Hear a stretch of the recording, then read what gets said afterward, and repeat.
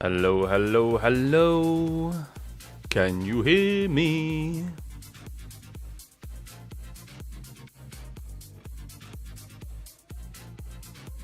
Good morning everyone. Good morning, how's it going? Yes, a rare Stuffeyy FP1 stream because Christmas has started for me. I finished work yesterday for the new year. I had some annual leave to take, and yes, I'm able to do FP1, guys. Morning though, morning everyone. Hope you're good, hope you're good. Oh, why is that?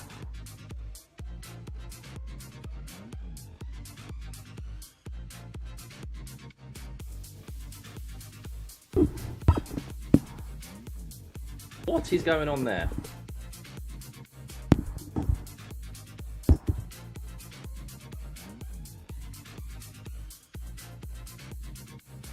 Oh no. It's gone limp.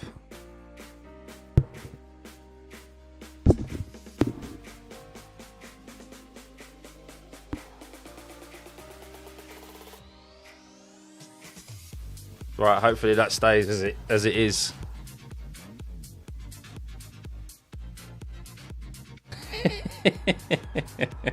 It's like me after a few drinks, Mike.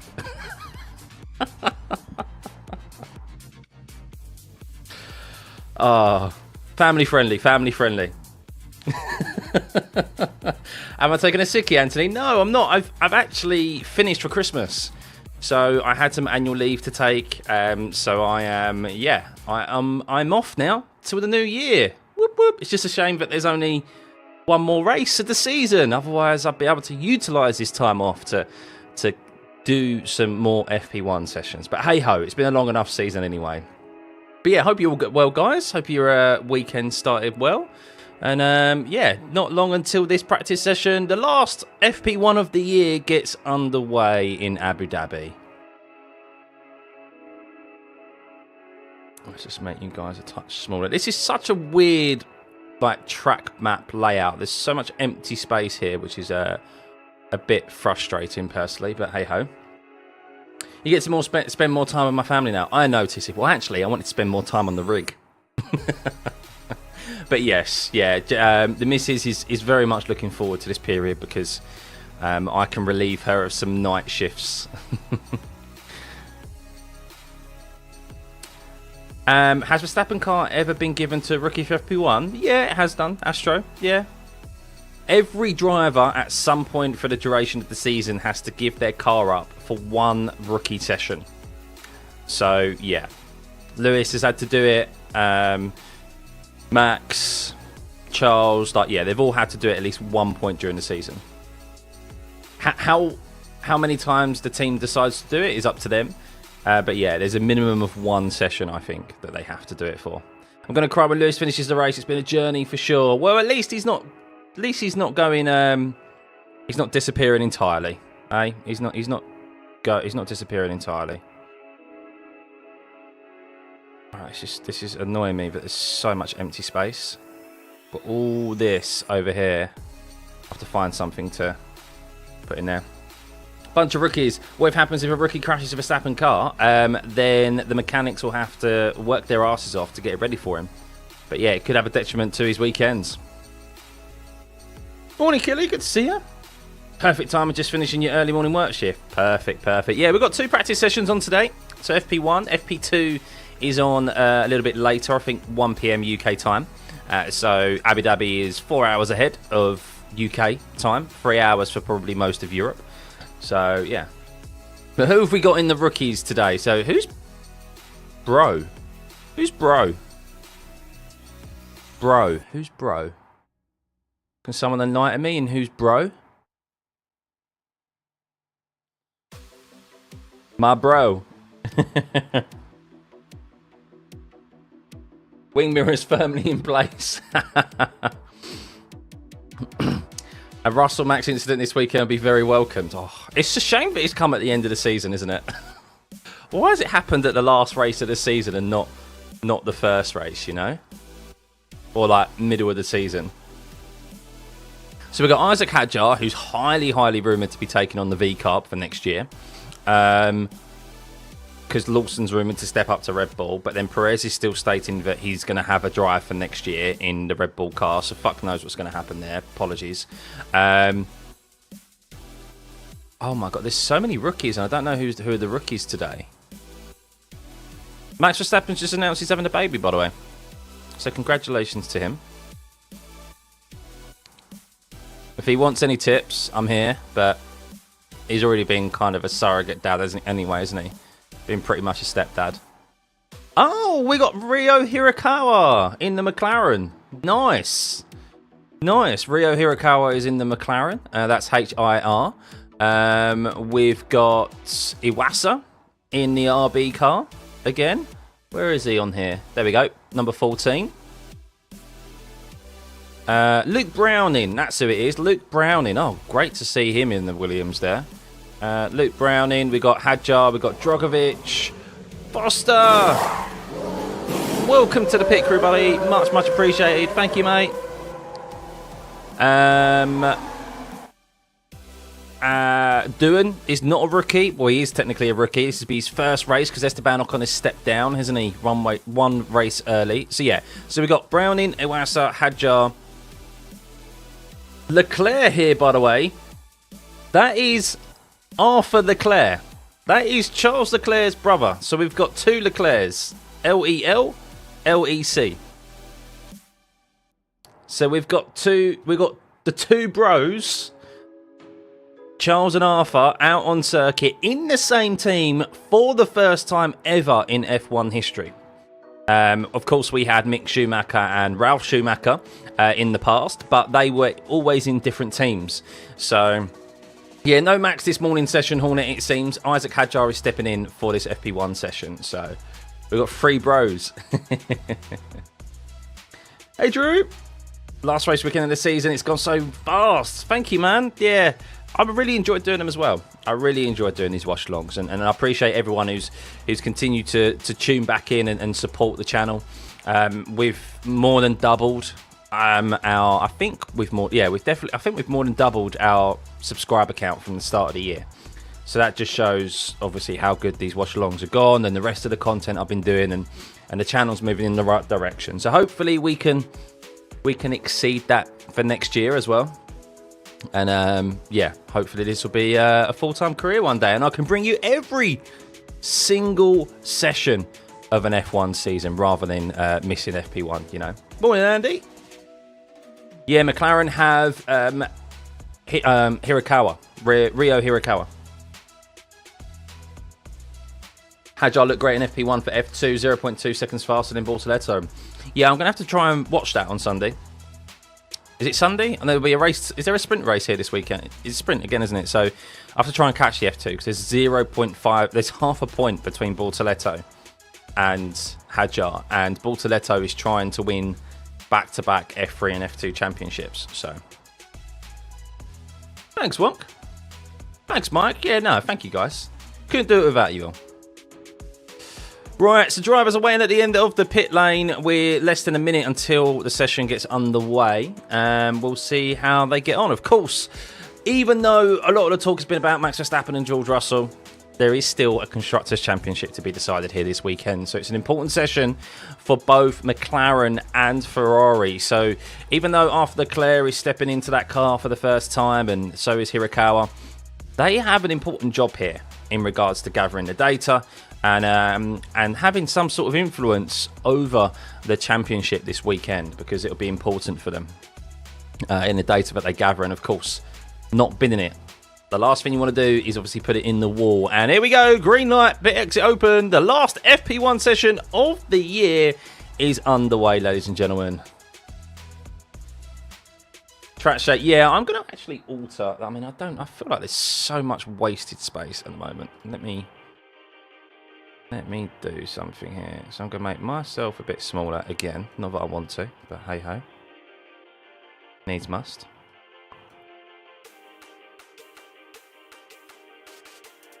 Oh, apparently RB is officially going to be named as Racing Bulls for next season.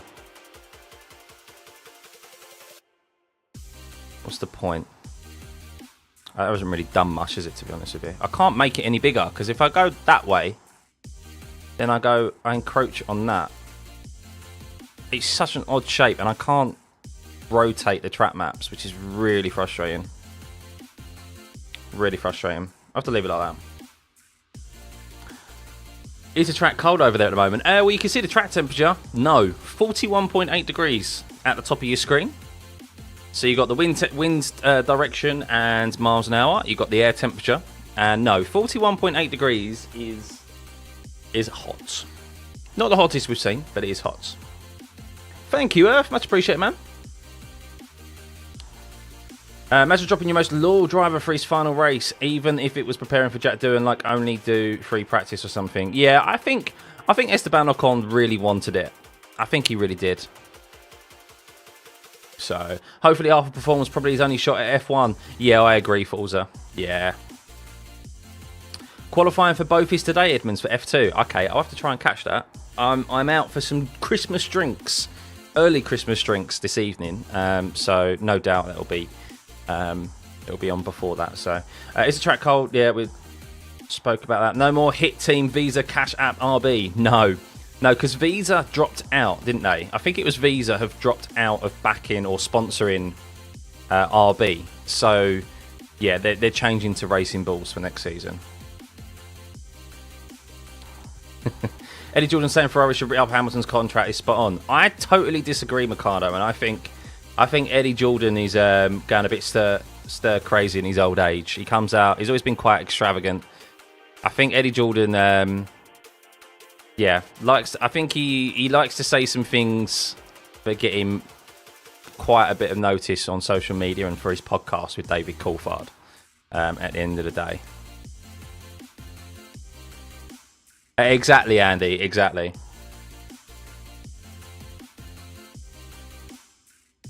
Eddie Jordan knows what he's on about. I think F1 is in a state. I agree. It's like most people that have been in the sport. I don't agree with everything that they say, but they do have sometimes a lot of worth in what they say. That's the beauty of opinions, isn't it? So yeah, I don't agree with him in particular with that comment about Lewis. I think that's very knee-jerk. Like, yeah, he hasn't been particularly great in this regulation set, but Mercedes haven't been great.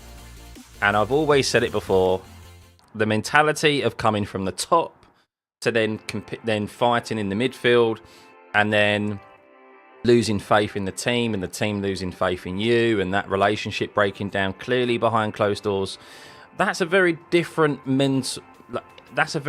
approach mentally to each race weekend or each season compared to George Russell, who's come from Williams. He's on the up. He's now driving in a car that can fight at the front, even if it's not particularly for race wins every single weekend.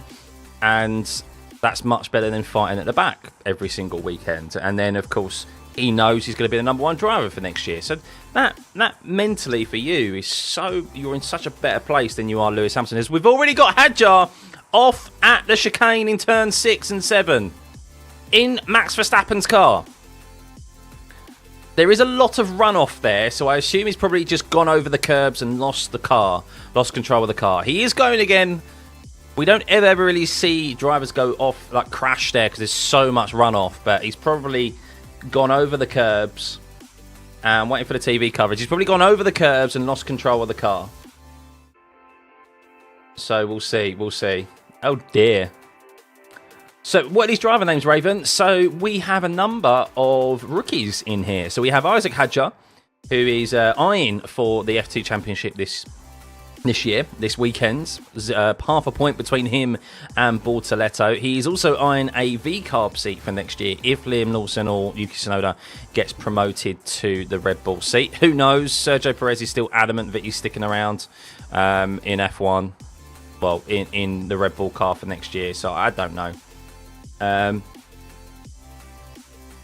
Did he stop? Did he... Hang on.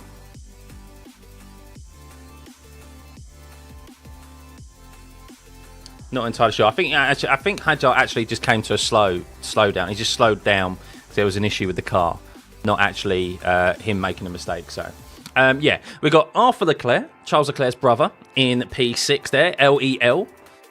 So yeah, Charles Leclerc is looking on like a proud big bro from the garage watching his brother go round for a few laps before he gets out there himself. We've got Ryo Hirakawa in P13 there, in Oscar Piastri's car. We have Iwasa, who is also a Red Bull driver. I think he's been racing in Super Formula this year, was in Formula F2 in P16, racing in Sonoda's car. And we also have Drogovic again doing P11, and we have Luke Browning in Williams in P19. Morning, Trudy, morning. 4:30 USA time. You're committed. Up at 4:30 for an FP1. I'm not sure I would do that, to be honest with you. Actually, tell a lie, I would, because I like these watchalongs. Probably if Checo isn't performing in this race, then he is out. I think there's more. I don't think Checo... I don't know. There is a lot of recency bias in F1 and in sport and stuff, especially with social media and that. But I think I was just watching Isaac Hadjar down into that chicane before we just talk about Perez again. Oh, no, he did go into a spin. Isaac Hadjar lost control of the car on entry.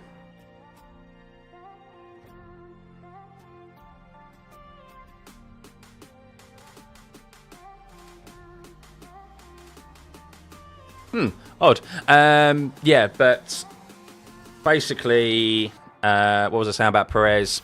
Who knows? He's come out recently, or he's come out this... I don't think he's going to step down.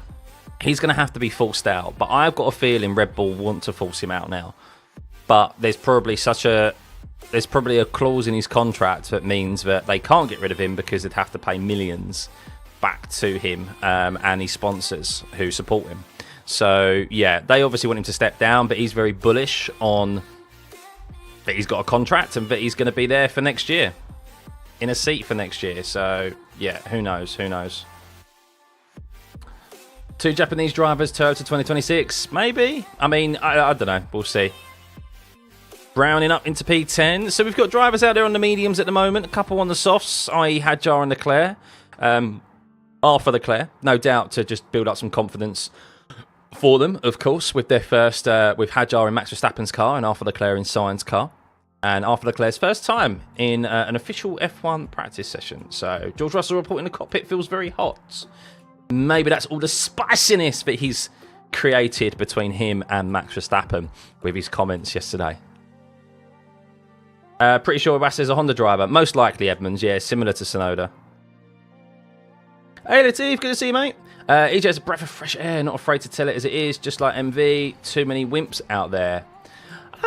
I think Eddie Jordan, yeah, I'm all for everyone speaking their mind, but at the end of the day, doesn't mean I have to agree with you. I think Eddie Jordan, most of the time, comes out with a lot of waffle. So, hey Greg, at work, so I have to watch later. No worries, man, no worries. We'll be back here for FP2 this afternoon. So, did Perez actually just fall off? The RB doesn't suit his driving style. I think it's a combination. I think he can't drive the car. I think the car is quite difficult to drive, where Max can get that pace out of it. Alex Albon has well documented in saying that the car is very sensitive, it's very pointy. That's how Max likes to drive. And look, you're always going to end up at a point of the duration of the season. You're going to aim to develop your car in a direction that best suits your fastest driver. And that's always been Max. So there have been cases where Perez does get his confidence back, particularly more so at the start of the season where the car is not, maybe, shall we say, to Max's liking. It's a bit more understeery, which is what Perez likes. Max hates that. And the levels come back together. But Perez still isn't like... Even in those conditions that the car is driving, Perez still isn't quicker than Max. Max is still on the same level as him. And it's when the car is then set up and directed more into Max's driving style, which is just a logical thing to do as a team. Why would you end up keeping the car that isn't... Why would you end up keeping the car in a spec that just is slower? You're going to make better use of it out of your fastest driver. And and Perez just can't cope with it. He can't cope with it, and he's been shot of confidence because of that. And the only thing that's kind of really saving him is the fact that he brings in millions upon millions of of dollars in sponsorship to the team. So, what's my view on George and Max? I'll get on that in just a second. Need RB and Mert to be at the top next season because a Max George title will be insane. Oof, yeah. Sister team still doesn't have second driver 2025. Yeah, the RB team is still... So technically Perez is contracted for next season, as we know. That seat and the second RB seat is still not confirmed for next season. So, yeah. Apparently there's going to be a meeting next week after Abu Dhabi between the stakeholders of Red Bull on Sergio Perez. So, fingers crossed for Doohan's debut. He's the son of a genuine Australian motorsport royalty. Yes, yeah, Doohan. I'd like to see him do well. As I said, I want to see the rookies do well. That's why, as much as I like Colapinto, I was a bit disappointed to hear that Alpine were after Colapinto, just because I thought with Flavio Briatore, you never know what that man is cooking up, and he could pull some shenanigans in getting Colapinto and then basically dumping Doohan before he's even done his competed in his first F1 race. So, yeah, thankfully Doohan will be on the grid for next year. How long? I don't know. Of course, depends on his performances. But, yeah, it's good to see him on the grid for next year as a rookie. It's a shame Colapinto's going to miss out. But, look, I think Colapinto will get an opportunity in the future, that's for sure. So... Aaron, people still moaning about OH when he literally said he struggled and underestimated the impact of him leaving. Yeah, I think that's an element of it. Massive element of it.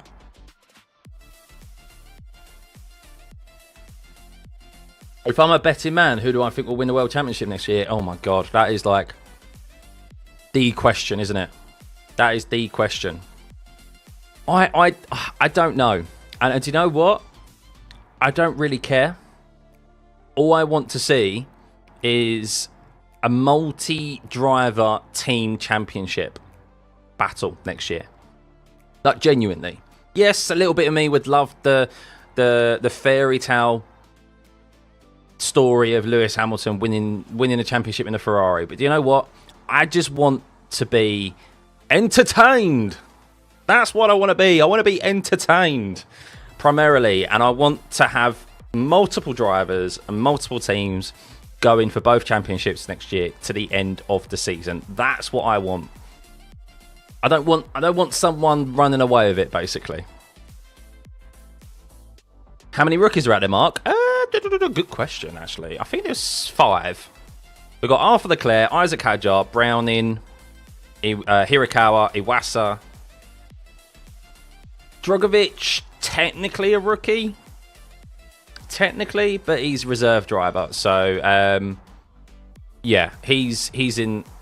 I don't really count Drogovic because he's done so many practice sessions now. And, yeah, it's a 5.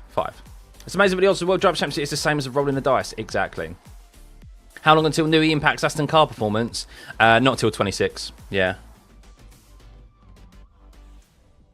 Right. Shall we talk about it then, guys? Shall we talk about it? Georgia Max. I did run a cheeky poll. Who are you backing in the F1 drama? Team Max, Team George. 67 to 33% for Max. So, I am, and I know what people are going to say. Oh, British bias.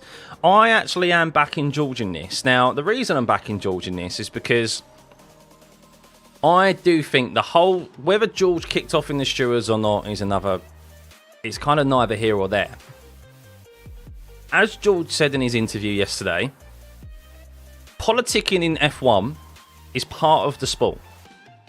Politicking to get other drivers penalties, whether it be out on track or whether it be in the stewards, is something that you have to do to gain an advantage in this sport. And look, Max is at the top of the sport. So, if you can try and get under his skin, why not? Because you don't know, next year, George could be in that title fight with Max, and he could have already got under his skin. Now, I think whether the comments of George are true of what Max has said, I don't know. It's hearsay. It's he said, she said situation. Did George really go off in the stewards like Max said? Did George just sit back and just not stand up for Max in the stewards? He says he says that he said, did Max say those things to him? I don't know. People can make their assumptions. Normally, the truth is somewhere in between. So make of that what you will. So some of it is probably true, some of it isn't. But I think George had the right of reply. And by God, did he come out and reply to Max. And I think he's entitled to do that. And I think he's also entitled to go into the stewards and present a case of why Max should receive a penalty. Now, you can dislike that as much as you want from Max's position. But if the stewards buy what the team manager of Mercedes and George have got to say about it, then that's that. And the thing is, what I do find with Max and Red Bull is that I think they are being hypocritical, because I know people keep referring back to the fact about the people disagreeing with the penalty itself, and the reason Max is upset is because he thinks George is two-faced in the media and what was said in the stewards. But there is footage of George on the podium with them, or when they're standing all three of them in arms. George actually is talking to Max about it, and he doesn't really give him an inkling of, he doesn't really say to him, oh, you shouldn't get a penalty for that or anything, like, or being blasé about it like Max was suggesting. He was saying, well, you were going slow. And even in the media interviews afterwards, George wasn't very blasé about it. He was very much like, yeah, we'll just have to see. We'll have to wait and see. He didn't say, oh no. He didn't completely write off a penalty or the investigation, which Max is suggesting. So that's why I'm erring more on the side of George and more of like what he's believing. But as I said, George probably did present a case because he's going for pole position. He's thinking every driver out there is selfish. Get this, whoever you support, they're all selfish. They're all friends, but they all want to gain an advantage. And if they can gain an advantage in the stewards, doesn't matter. Doesn't matter if it's for the championship is over and done with. It's a race win. It's an advantage now that may help George in the future get under the skin of Max when he is in for a title fight, potentially. So I think I am, and going back to the hypocritical nature, I think Red Bull and Max are a bit hypocritical because they do this all the time. And they've probably been the best at it in the last decade in trying to gain an advantage in the steward's office and off track with the race director. I mean, the biggest advantage they got by doing this was 2021. So, yeah, that's why I don't think Max, we know, takes things a bit more personal, I think. And he doesn't like it when things go against him, of course. I don't think anyone would. And I think that's maybe sometimes a bit of a product of his environment, where Red Bull have never truly said no to Max. I think they've never said to Max, you're in the wrong. Because of the way that he's gone driving and so forth, and how the driving rules are and that now. So they've kind of enabled him. And look, if that happens, and then something goes against you, you'll then obviously get quite upset about it and emotional over it, which it seems like is the case. But I don't doubt that George is downplaying his role in getting, like, driving home the fact that Max should have got a penalty for it. So, but yeah, that's my opinions on it. But regardless, can we all just agree, whether you're on George's side or Max's side, can we all just agree? Can we just stick them on the front row on Sunday? Can we just do that? Can we just agree now between everyone? Max and George on the front row. Yeah? But yeah, that's it. Russell just comes off as proper shady. I think the reason Russell comes off as shady is because he knows how to play the game. George is super, super clever when it comes to PR and the media. He knows that you have to play the media and you have to play the stewards when it comes to F1. That is the game. That is how it's always been. And some drivers do it better than others. And Max is very clever at it as well. Don't downplay how good Max is at playing the stewards and at how good he is at playing the media. Hey, Max is very self-aware. Max is very self-aware of while he doesn't really have that big of a social media presence, he is very aware of his fans' social media presence. And he says things that are in press conferences and stuff that I can guarantee you he knows will get a response from his fans online. And they absolutely will die for him. They'll die on a hill for him, and fair play. So yeah, that's part of the game. That's F1. If you're not doing that, then you're not playing the game of F1 as best as you can. So I need to see the battle on Sunday. It would be unreal. Yeah, because Max never complains about other drivers, does he? Even in the same racing mode. And exactly, Jim. And this is kind of like the thing of like, look, they've done it as well. We don't know what goes on in the stewards and so forth, and in race driver briefings. And look, George has arguably been the first person to come out vocally and say something about obviously Red Bull and Max. And I guess because Max has been at the front for the last 3 years, or 2 years at least on his own, there hasn't been a scenario since 21 where Red Bull have had to kind of go through this, I guess, or no one has had to really take this to Red Bull. I think you've seen Zach Brown try and get under the skin of Red Bull this year, which has been quite intriguing to see. I mean, you've got to try it. That's the aim of the game of F1. If people get upset with that, then welcome to F1. Because it's always been like that since forever. So Russell is as hypocritical as Verstappen. Yeah, I don't disagree that he's been hypocritical as well, Marianne. But I think in this particular scenario, I think Max is being more hypocritical than George. So Max has been changed by his dad. I do think there's an element of that as well. Yeah, I do. People usually point Russell PR, but historically Max's competitors since 21 have got the better. Grace, that's what I said. Red Bull have done it better than anyone over the last decade.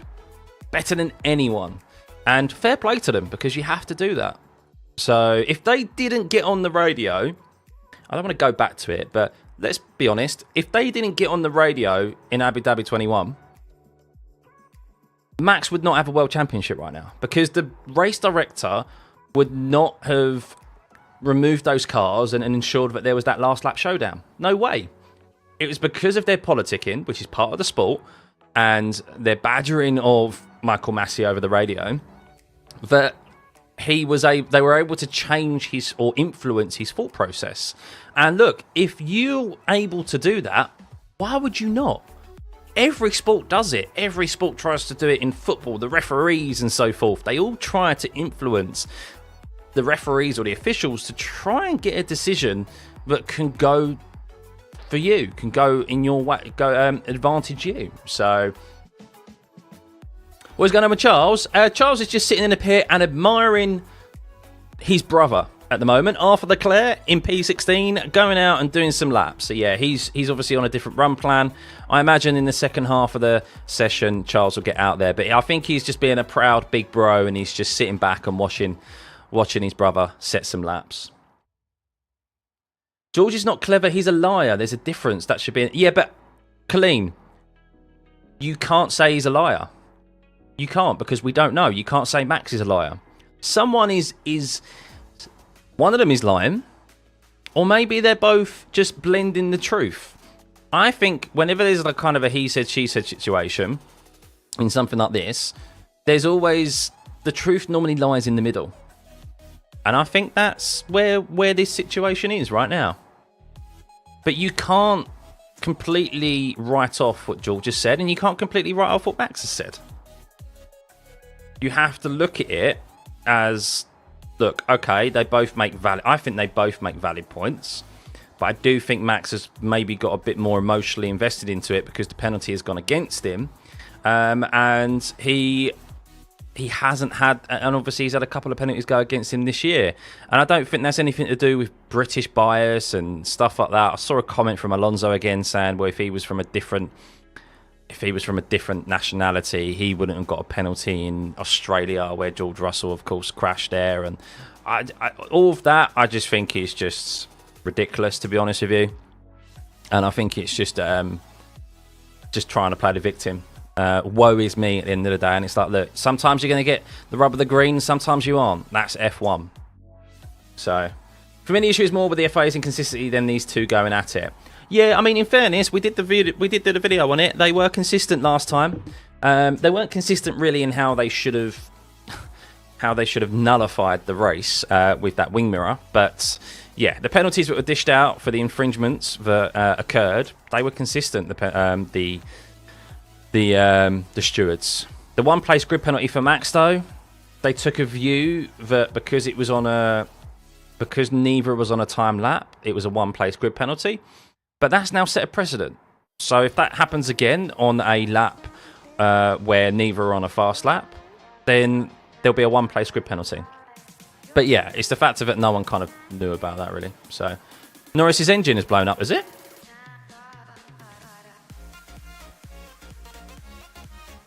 Alonso's comment nearly made me vomit. Yeah, well, Alonso is literally the biggest fan of Max. So if Max says something and someone disagrees, like if Max is, I think it was even when it came to the penalties in Mexico, Alonso came out and said something in support of Max. So at this point, will Max and Russell will shake hands by the end. They may do, TC.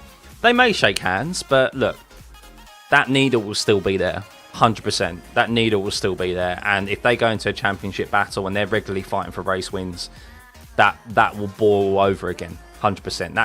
That doesn't just go away. Carlos is racing this afternoon, Ayush. We have some rookies in here this morning. So Arthur Leclerc, Charles Leclerc's brother, is out there at the moment. Hence why Charles Leclerc is in the pits, just being a proud big bro, watching his brother set some laps at the moment.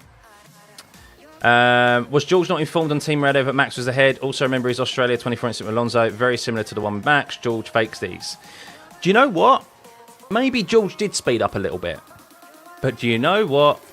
Max got caught out by it. Max was considerably under his delta time, and maybe George, as much as we praise Max for knowing the regulations and knowing how to get one up over his opponents, maybe George did exactly the same. Maybe George knew already that Max was going considerably slow. And all he needs to do is stay within his delta, not particularly go even that much quicker, but go quick enough to catch up to the map behind Max, and he's got him a penalty.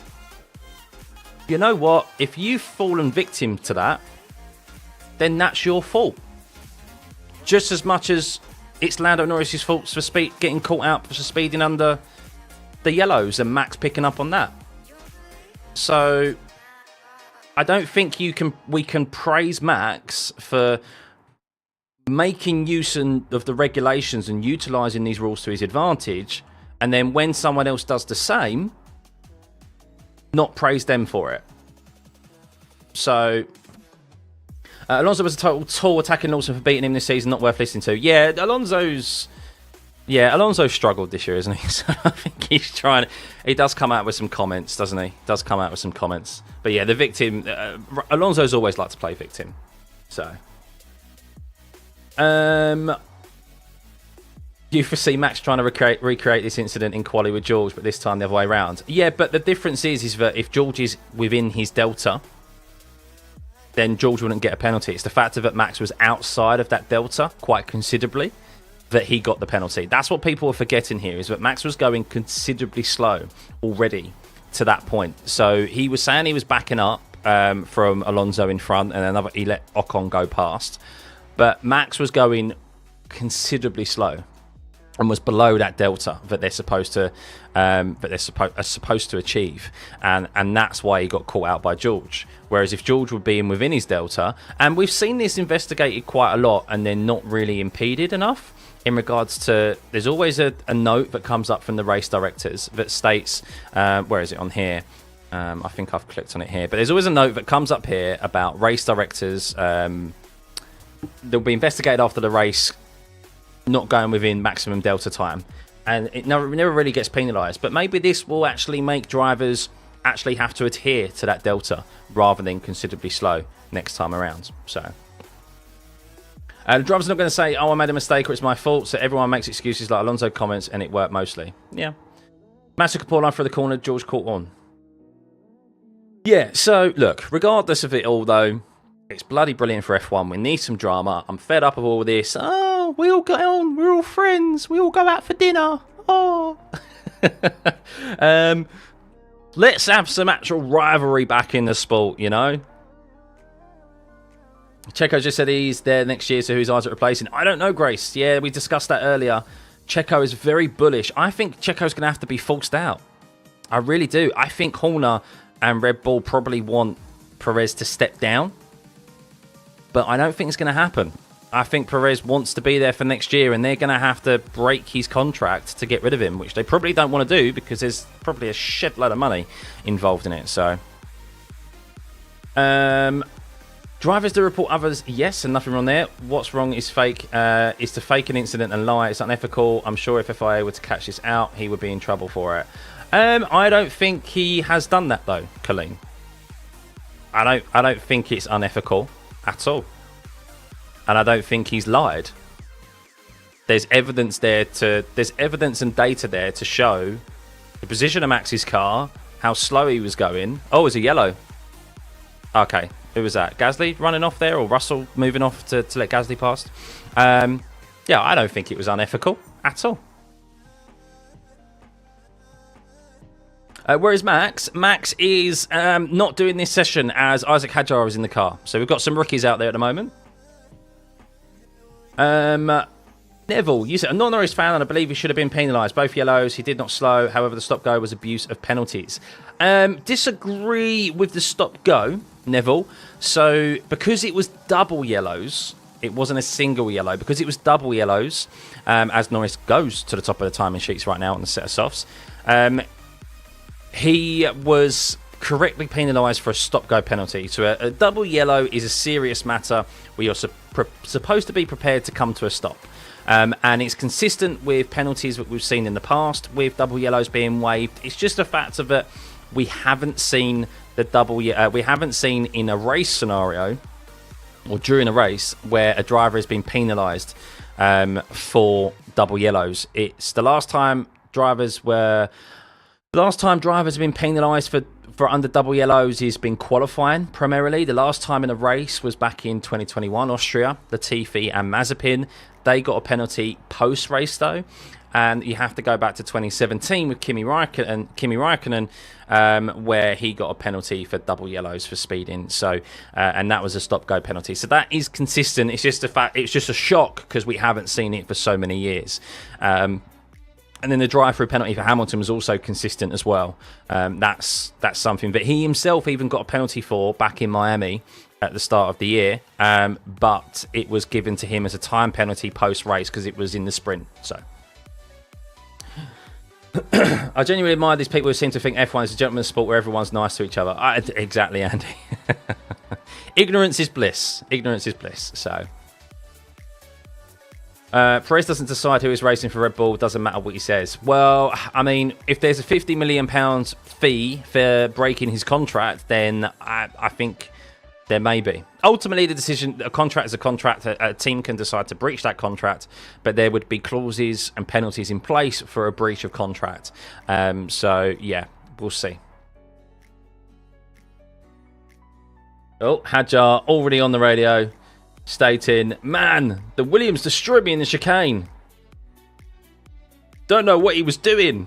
By the way, guys, if you think Tsunoda or Lawson or any of these other drivers are mouthy on the radio, you have heard nothing yet if Isaac Hadjar joins the grid for next year. Anyone who's watched F2 will know how mouthy Isaac Hadjar is on the radio. How long have I been an F1 fan? I've been an F1 fan since I kind of knew what F1 was. So since I think my earliest memory is like 5 years old watching Damon Hill. So my granddad used to be a racing driver. He wasn't like top level or anything like that. He just raced kind of like around the country and stuff back in the 60s. And yeah, whenever I'd go around to see my nan and granddad, the grandparents, he would have F1 on, or an F1 session on. So yeah, I have vivid memories of hearing Murray Walker, the old school graphics, Damon Hill in the Williams, Mika Hakkinen, David Coulthard in that West McLaren livery. Oh, unbelievable. Yeah, those are some good memories. How's Jack doing? Hey. Matt. How he's doing? He's in P15 at the moment, just getting some laps in, of course. Just no doubt, probably trying to dial in the setup. Every session is important for him. So just for him to build up the pace, no doubts. But Arthur Leclerc is now back in the pits, and Charles Leclerc is now out there sitting some laps while his brother can watch on. So he's watched his younger bro set some laps, and now he's out there himself, Charles Leclerc, of course, trying to secure a Constructors' Championship for Ferrari this weekend. Do I think Hamilton will win his last race? No, I don't. I don't think Mercedes will have the pace here. I could be shocked. We never know what type of Mercedes is going to turn up at a race weekend, but I think primarily it will be... Hang on, was that the world feed? I think that was the world feed of the onboard of Lewis Hamilton, or was it Fred Vasseur on the pit wall actually specifically watching the onboard of Lewis Hamilton? That was either very good timing there, or he's actually specifically got Lewis Hamilton's onboard on. Oh. As Russell's complaining about the brakes at the moment on the Mercedes. So yeah, I don't think he will. I don't think the Mercedes has the pace. He's gone well here at the pass, but look, the car's just not really going to be here. I do think the best cars here this weekend will be Norris. I do think the fastest cars here this weekend are going to be McLaren and Ferrari, which should make for a good shootout. But who knows? Who knows? Stopped watching F1 for several years after Sky took over, and you had to start paying to watch. Yeah, that was a bit frustrating. Bring back Nigel Mansell. He was your hero. He's a bit too old now, Mansell. I learned F1 from cigarettes, the big Marlboro logo. The best liveries are the cigarette liveries. The Marlboro livery is iconic. Like the drinks liveries, like Martini and stuff like that. Who am I rooting for in F2? I don't have any stock in it, really. A good battle will be good. I haven't really been keeping an eye on F2 for the majority of this year, Grace, so I'll watch it, and as long as there's a good fight for it, I'm not really rooting for any of them. What if Norris won this Grand Prix? Well, if he wins, it'll enhance McLaren's chances of winning the Constructors, that is for sure. It's a 21-point advantage that they currently have over Ferrari. So, yeah, if Norris wins, that'll massively benefit because there's a 12-point difference. I'm not sure. If Norris wins, I think Piastri would have to finish outside of the points for Ferrari to have an opportunity. Or would a Ferrari win? If a McLaren wins... Is that it? Because that's 25 points. I don't think there's an advantage. I don't think they can close the gap up. Ferrari. They need to win this race. So. Charles's car is completely dismantled due to battery. Was it? Oh, he's out there at the moment on P12. So. I think getting Raikkonen back in a competitive car would be interesting. How do I close the Perez pace with just a few laps under his belt? That is a very good spot. Well, still 4 temps off, pretty much. 4 temps is quite a large margin. Neville, your first GP was a South African GP in 1965. Oh, wow. Wow. You have got a rich history of watching F1, Neville.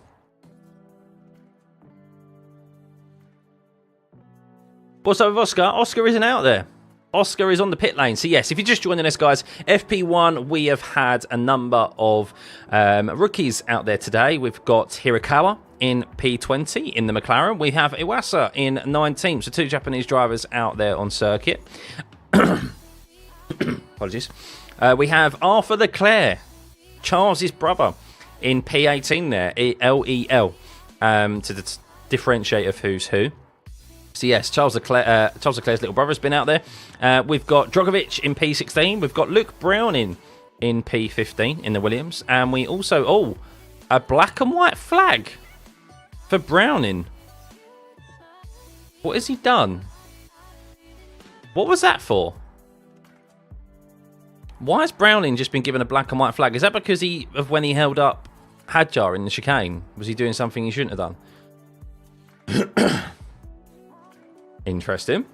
Yeah, and we have Isaac Hadjar. So no Max, no Oscar, no Signs, no Piastri, no Stroll. And who's the other one I said? There's 5, at least. Oh, and no Tsunoda. Imagine getting DQ'd in practice, yeah. Hirakawa. Rio Hirakawa. Grace. So this is his first ever session in F1, so that's why he's P20 at the moment. How many anti-clockwise races is there in a season? Oh, I don't know, Anthony. Blah, blah, blah. There's a lot. So... Saudi.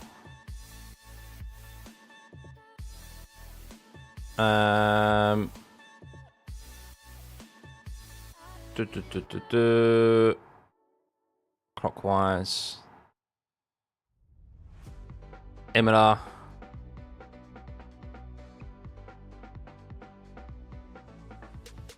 Oh, Spain. That's clockwise. Austria. Britain. That way.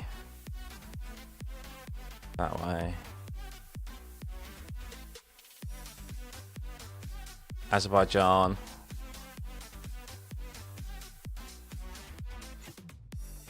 Singapore? Singapore? Is that right? Is that that's yeah, Singapore.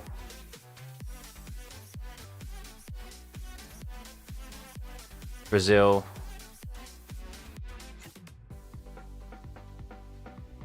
Vegas. 7 out of a 24 race season. There are 7 anti-clockwise circuits. But I've just calculated that. Imagine DQ3. Perez single-handedly lost Red Bull a chance at the Constructors title. Yeah, but I don't think they want that, Hoshino. I think they want the extra wind tunnel time that comes with finishing in P3 in the Constructors. I think that's what they want. So that's worth more to them than the £12 million difference or dollars difference in prize money from P1 to P3.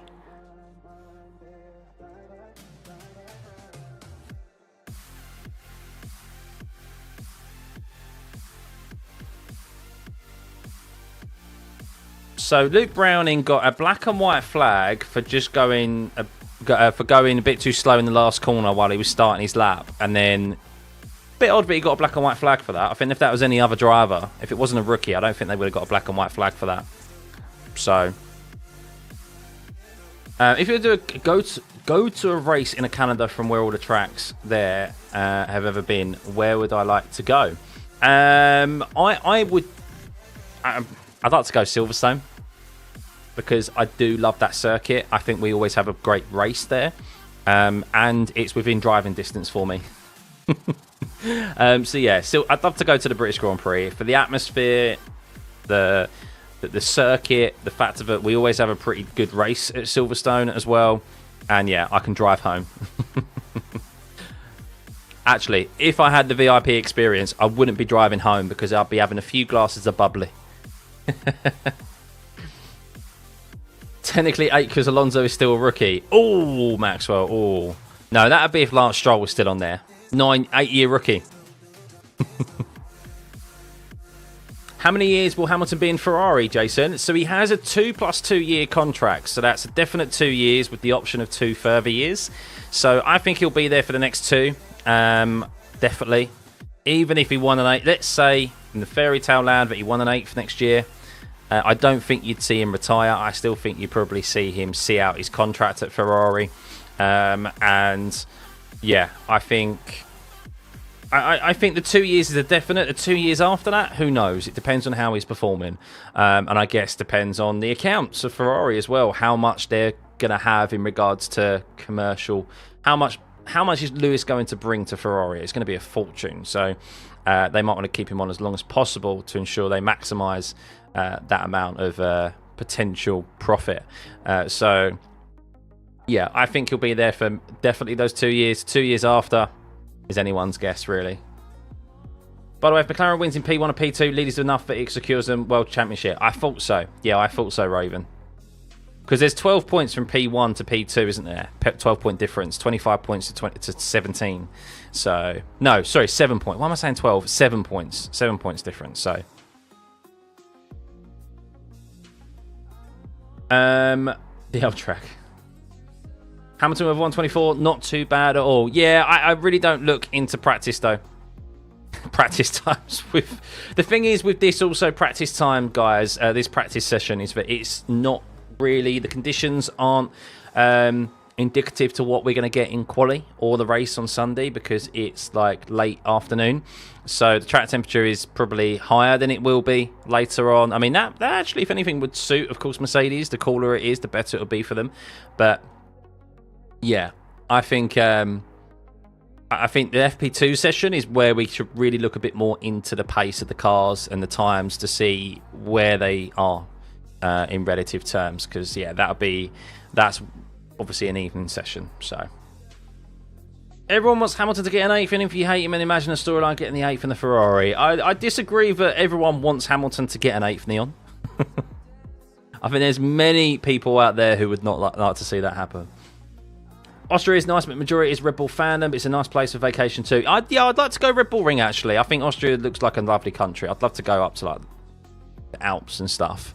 But yeah, that always looks like a nice location. And to be fair, Red Bull Ring as well is a track that I really do enjoy.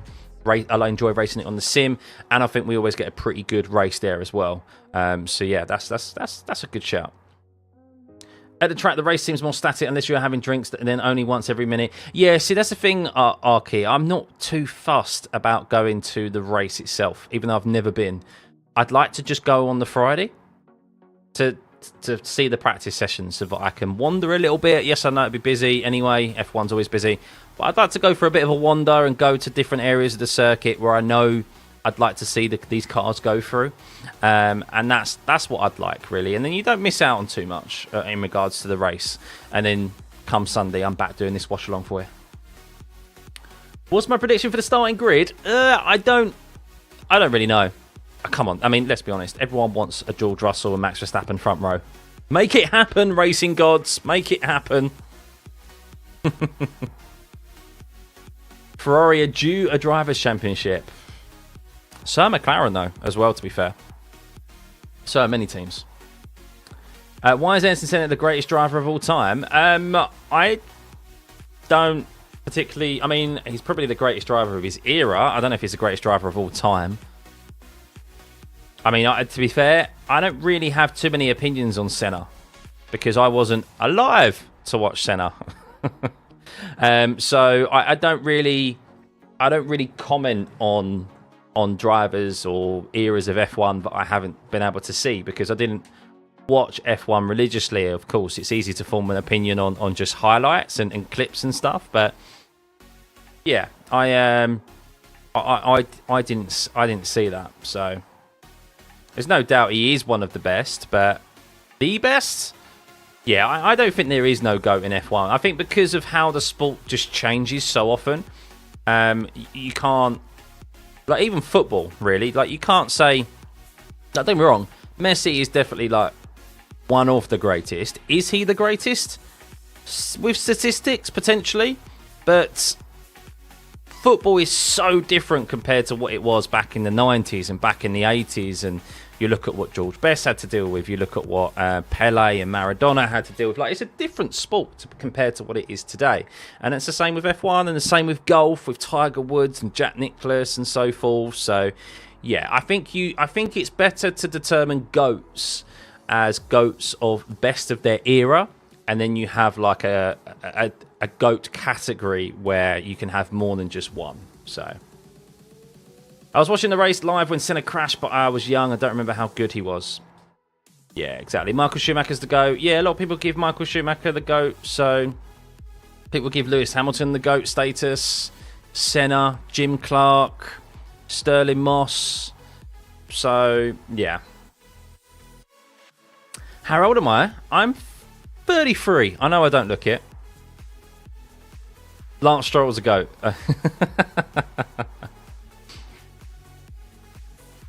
Who is the best driver in Abu Dhabi, Devinder? What, from Abu Dhabi or just in here? Because I'm going to say, unfortunately, I don't know any drivers from Abu Dhabi.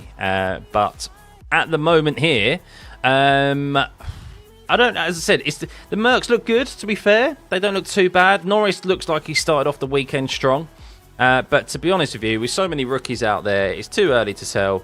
And as well, Charles Leclerc goes to the top of the timing sheets, stamping his authority down on this weekend. With 9 minutes remaining, as I said, that this FP1 practice session, it's not really that relative to the pace of the teams and the drivers because of the session, because of the time of the session. It's late afternoon, the sun is still out, the track is a lot hotter than it will be in the evening session, which will be for which we'll see for qualifying and the race on Sunday. So FP2 is going to be a better session to look and delve more into the timings, which of course we'll be here for this afternoon. Same idea with the young kids these days. They wouldn't be able to drive these old school Formula 1 cars with a clutch. Yeah, exactly. It's a completely different kettle of fish. So, the best F1 cars had a manual gearbox or a real steering wheel. No driver assist or Xbox controller. F3 at Monza and iRacing. Oof, sounds like carnage. I'm so young. Thank you, Antonio. Thank you. It's the first time anyone's ever said I'm so young when I've said I'm 33. You would say Fangio, Clark, Graham Hill. Graham Hill gets slept on a lot. Graham Hill is one of the only drivers to have done the Triple Crown as well, isn't he? So he won Indy 500, Le Mans 24 Hours, and the F1 Championship. One of the many sad things about Senna's death is that two died. Yeah, Roland Ratzenberger. A lot of people talk about, obviously, Senna, but Ratzenberger is... The fact of it that happened at the same circuit and the same weekend is just... Yeah, crazy. Crazy, crazy. Leclerc is the best-looking girlfriend. No, I have the best-looking girlfriend, David, and that's the answer you should be given. Unless you're single, then fair enough. Clark for 1965's 4 different championships and an Indy win. Yeah. But I think also as well, you can't say Clark is the best of all time because it was a completely different era of F1. And I think F1 only had like 9 races back then as well. And Clark was like doing like something like 50 races a year or something, 60 races a year. It was like ridiculous back then. But then you look back at that time and like the danger element of it, like it's just completely different, but the cars weren't as quick. Like, so there's so many different factors, and that's why, yeah, you have to look at like GOAT of the year, GOAT of their era, rather than the greatest of all time. So Hill was the only one with those 3 titles. I think someone else won the Triple Crown, or is Graham Hill? Is he still the only one? I thought it was another who'd won the Triple Crown. So why is Leclerc going so slow? He's just on a cooldown lap, probably. Just letting Magnussen through. He's not on a time lap, so he's just done a quick lap. You can see here at the top, he's on his 3rd lap on these tyres, so he's just done a hot lap, so he's just on a cool down lap now. So sad that rookie race didn't happen this year. Yeah, we'll see it I think we'll maybe see it in the future. The problem is with the rookie race, so that there is a proposal by the FIA, and who knows? Oh, by the way, did you see the FIA have sacked someone else? They've sacked another head of their department. I mean, just call him Chancellor Palpatine. I am the Senate. Do it. Like, he's just getting rid of everyone left, right, and centre. Was it by text? Probably. When can you meet the missus on the Watchalong, Given? She's been on one previously, actually. There's previous videos of her on the channel. Alonso was close to Triple Crown, but his engine blew up in Indy. Yes, Tech. Do you think he'll go back and do Indy? I think he'll give it another go. I think he will. I think once he gives up F1, I think he'll go back and give it a go. Hamilton is the GOAT because he should have had 8 championships. I do think Lewis Hamilton is in the GOAT discussion. I don't think he is arguably the greatest of all time, though. as I said, I don't think anyone is. So, do I watch Race the Champions? Not really. No, not really. Jim Club was not just a phenomenal driver, but also an exceptional person. You met him at 1965. Oh, wow. Yeah, that always makes it better, doesn't it? When you meet your heroes, or you meet top level sportsmen, and they're also just nice people. The older car era is just amazing. Every racer just breaks their neck to hear the sound. Like, yeah, so I went to Goodwood Festival of Speed this year, and it was brilliant. It's the first time I've ever seen F1 cars in motion in real life, and yeah, absolutely brilliant. Saw the modern cars, I saw the old cars. The best one though is the V10. It was the FW18, I think it was, Pablo Montoya's car. Ooh, unbelievable. Every Indian team would love to have a Triple Crown winner. That's true, Tech, yeah. Evie, I don't know about the GOAT, but he's a smooth operator. Is Joe going to Ferrari next year? That's a rumour that's been floated about, but he might be a reserve driver. I think maybe, for the amount of money he's got, I'm sure Ferrari would happily accept the amount of money from the Chinese sponsors. For Joe to be reserve driver for Ferrari. Keeps him on the grid, as you never know. Lewis might get ill, Charles, we've seen it happen. So, yeah. I've never been to an F1 Grand Prix, Foster, no. No, never. Unfortunately. So if anyone wants to take me to one next year, my business email is in the description. Jack Brown won F1 Championship in his own design and built car. Wow. Surtees needs to be in the GOAT list. Only man to do it on 2 and 4 wheels. That's true. That's what I mean. There's so many, isn't there? So many. What about Ricardo? Is he moving to NASCAR? I have absolutely no idea what Ricardo's doing. Absolutely no idea.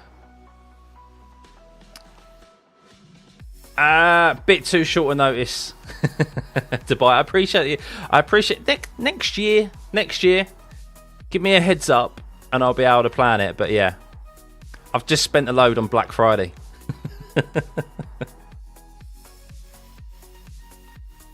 It's not much expendable cash at the moment. What's my predictions for Audi, Cadillac and Haas? I follow Rally and Gazoo Racing, made a monster of a car. Yeah, I think it's exciting for Haas to have the technical partnership with Toyota. Yeah, that's definitely going to help them to move forward. I still think that's maybe a back into the sport for Toyota. I think that's them dipping their toe back in. Who knows? Maybe Haas will eventually become Toyota Gazoo F1 in the future. But yeah, Audi definitely... I don't know about Audi. I really don't know. We'll see. I'm not the team that initially set up Audi F1. I'm not the team now. So, yeah. I think it's going to take them some time. And the thing is, they don't necessarily have a good base to launch themselves off of in regards to Stake F1.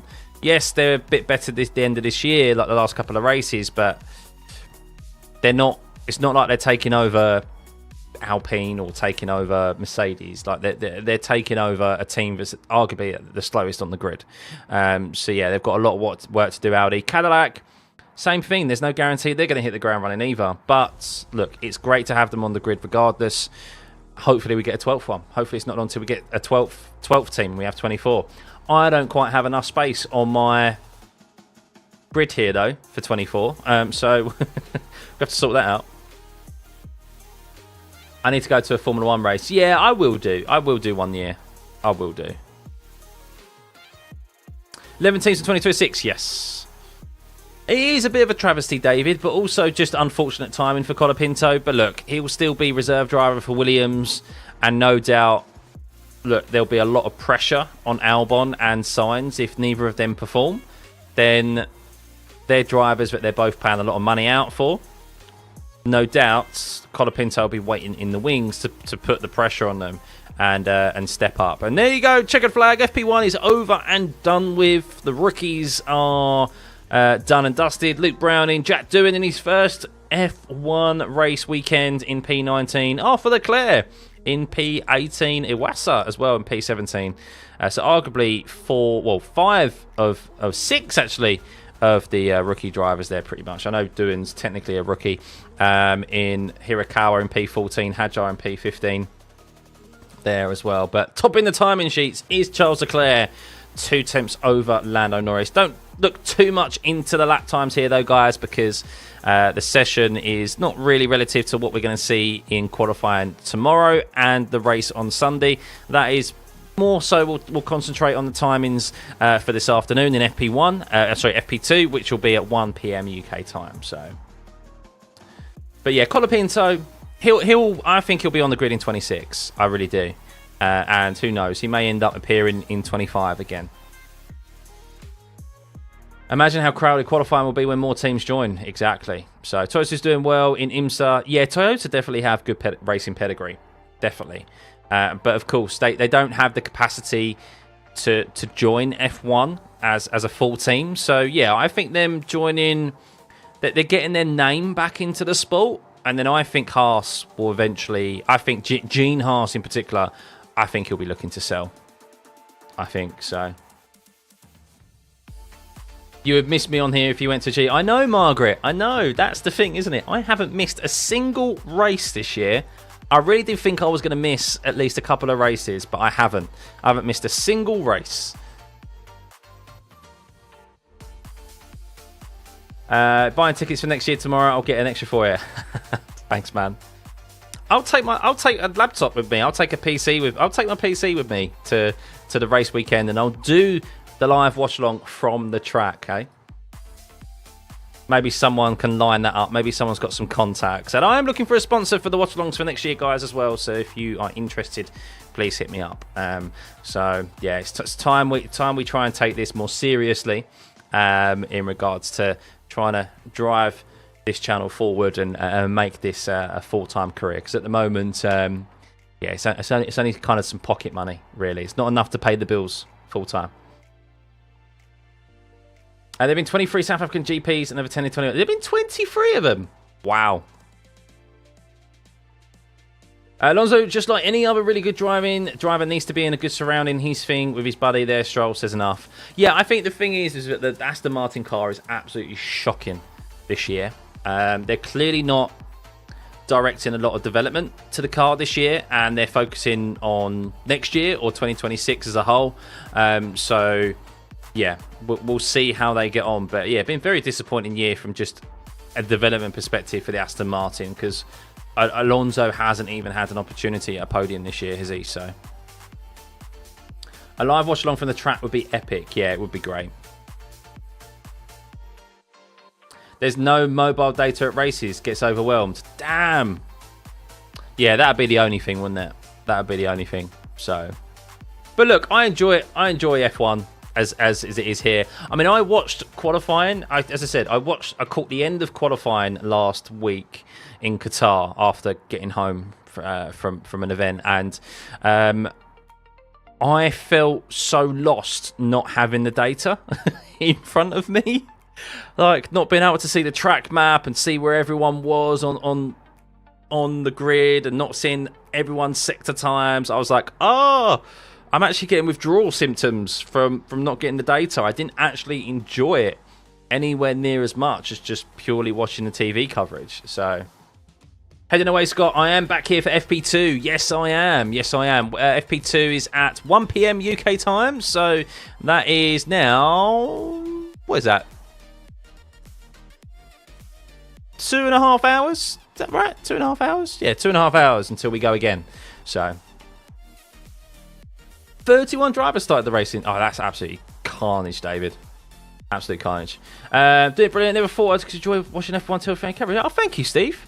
Yeah, I think the great thing about watch-alongs is having the community aspect. Whether you're chat or not, the fact of it, we're able to have this back and forth. And I think sometimes as well, I think when it comes to...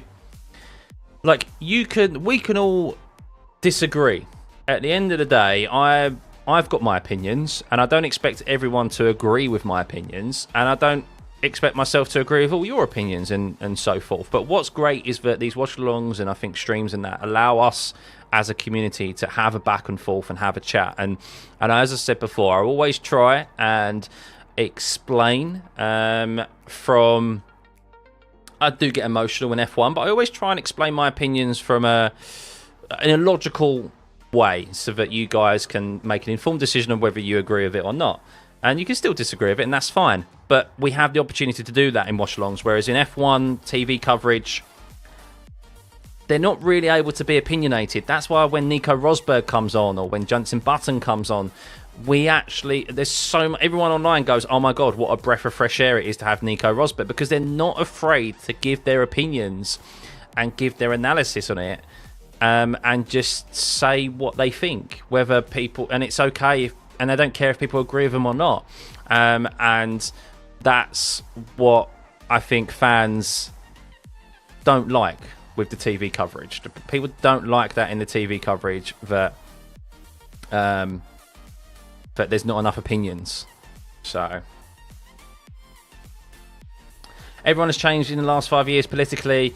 Yeah, I think it's the fact as well. I think you've seen in particular when Sky have been critical of particularly, I think, Red Bull. Red Bull are not happy with it. They're not happy with that representation, and they've obviously gone to the powers that be, and Sky not wanting to lose their access and lose obviously being kind of the main broadcaster for the world, although that's now heading to more F1 TV.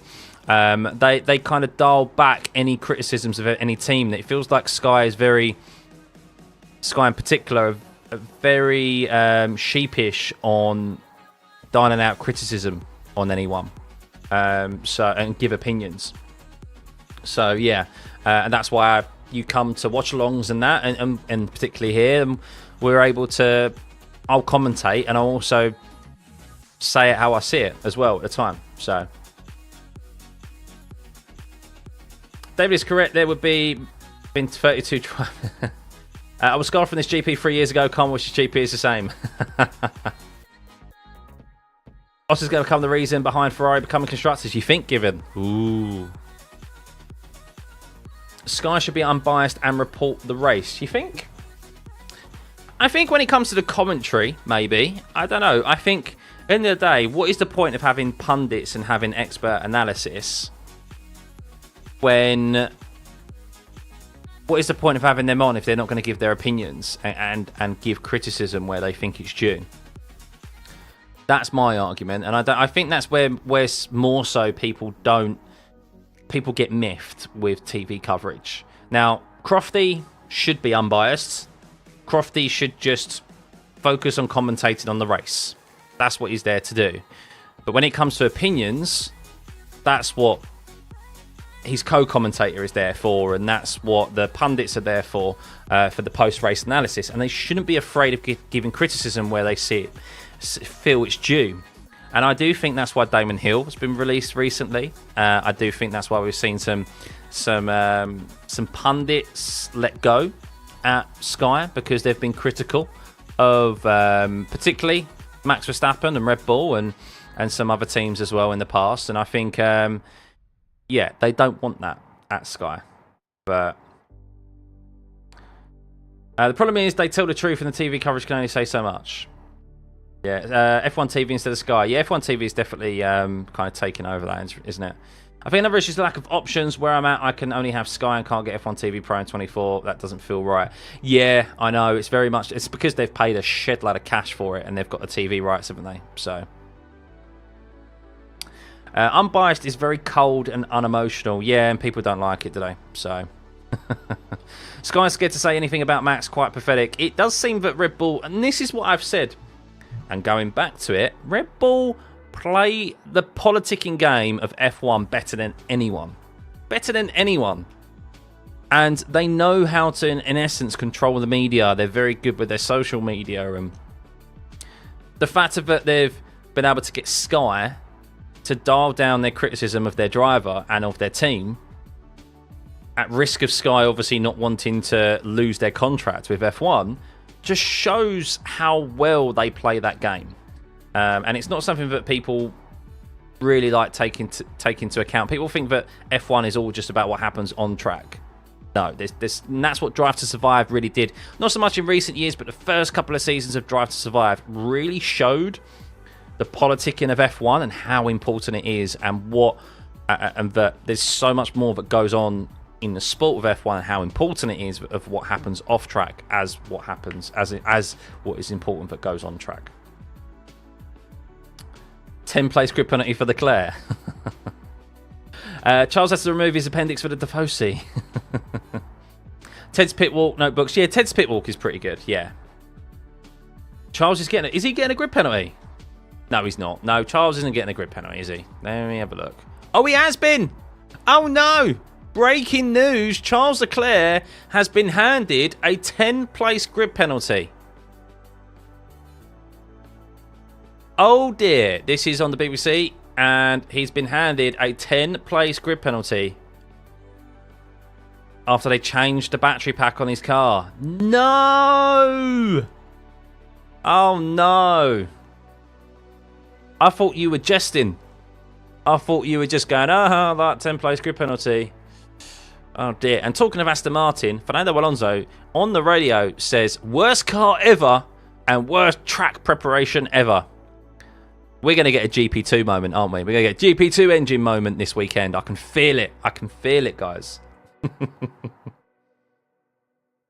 They're not afraid to criticise Hamilton where they see fit, but shy away from criticism of Red Bull and the stars they perceive to be on the ascension. That's true, Rick. And the reason for that is because Lewis doesn't kick up a fuss and Mercedes don't kick up a fuss when it comes to the media. But Red Bull do. So that's what I mean. Like, if you're a driver, though, you can't... And this is what I've said about Christian Horner. You may not like the man, and I'm particularly not a fan, but he is a good team principal because he'll just support... Like, he just goes for it. Like, he'll die on a hill for his drivers. And that's what you want in a team principal. And he knows how to play the media and the stewards and so forth, so... Drive to Survive brought a lot of viewers from the United States. Yeah, it did. Yeah, it brought a lot more. Did bring a lot more new fans. So Drive to Survive was brilliant. I liked the first two seasons because I thought it was in chronological order, and it really did give an insight into like documented what happened well off track. But then as the seasons went on, it went into more so like they became specific episodes. They kept chopping and changing back from chronological order, which I think was really disjointed, and the editing was very poor, and they focused on so much on the drama, too much so really, that it just ruined it. So George said everything the British media was not allowed to say. I think so, David. Yeah, I think so. People will still call it British bias, but yeah. Went downhill after season 3 for me. I think it went downhill after season 2. Season 1 and 2 were the best. 3 onwards were poor. So Toto's permanently moaning he hasn't stopped since 2021. I disagree. Nowhere near as much as Horner. Now George has joined the club this season. See you, Antonio. I much prefer the inside story videos on the official F1 channel video now. Yeah. Merckx had 4 wins this year, and still they are so low down in the Constructors' Championship. Amazing. Yeah, it is mad, really. It's been a topsy-turvy season. It's been a crazy season. So, exactly, Dylan. Exactly. Yeah. And that's the thing, is that F1 TV now is the main worldwide broadcaster of F1, not Sky Sports. So I don't know why people think Sky Sports can't be biased, you know? So, and I think it's only natural for people to want their countrymen at first to want to win. Like the Italians want the Ferraris to win no matter what. They're so biased, as are the Dutch. I mean, listen to Viaplay. Wow. Like, yeah, Viaplay is so in favour of Max. But anywho, I don't see any problem with biasness. I don't care. at the end of the day. Like, yeah, I've said it here first. I will support the British drivers first, but then once you get to know them, I don't necessarily outright support them. They're still human beings, and they can rub me up the wrong way. There's plenty of... I live in the UK. There's plenty of English people here that I don't like. Or work with that I haven't liked, you know? So, yeah. But anywho, guys, that is it for this race. That is it for this session. I am going to go grab a bite to eat. We'll be back in a few hours' time for FP2, which will be at 1 o'clock UK time. So I'm going to go set the stream up. You can go wait in there. Hit the like and subscribe button as always. Turn your notifications on so you're alerted half an hour before the session gets underway, so you'll never miss a live stream. I'm going to end the poll. A lot of you seem to be back in Team Max. That's fair. I'm personally more so for George in this scenario, but Red Bull is a British team. They're technically no, Red Bull aren't a British team. They're based in the UK, but they're actually an Austrian company that are majority owned by a tyre company. So, just like Mercedes aren't British, Mercedes are German. So, there better be a damn good battery. I know. Well, yeah, not good start to this weekend for Ferrari's chances in the Constructors if they've had to put in a new battery for Charles Leclerc. But that could give him a well-needed boost to win the race. We've seen drivers win from P10 before, but of course that means he needs to stick it on pole. So that's for him to stick it on pole to start in P11. If he starts in if he has a poor qualifying, it could really ruin his race. He could be starting down quite some way in the back of the grid. So yeah, not good start for Ferrari's chances this weekend, but we'll see. So yeah, join us in a few hours time, guys, for FP2. Thank you as always. We'll see you then. Bye.